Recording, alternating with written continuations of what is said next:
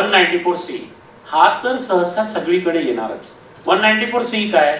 So मी संस्थेत एखादा एखादं काम करून घेतलं, मग ते रिपेअरिंगचं असो, नवीन इन्स्टॉलेशनचं असो, नवीन एअर कंडिशनिंग इन्स्टॉलेशनचं असो, कूलरचं इन्स्टॉलेशन असो, वॉटर कूलरचं इन्स्टॉलेशन असो, माझ्या संस्थेत येणारा एंट्रन्स जो आहे तिथला पायऱ्या आणि तो जो बेसिक स्ट्रक्चर आहे तो तुटला आहे म्हणून रिपेअर करून घेतलेला असो, अशा स्वरूपाचं कुठलंही कॉन्ट्रॅक्ट नेचर मधलं पेमेंट जर माझी संस्था करत असेल तर मला त्या कॉन्ट्रॅक्टरच्या पेमेंटमधून TDS कापून घ्यायचा आहे.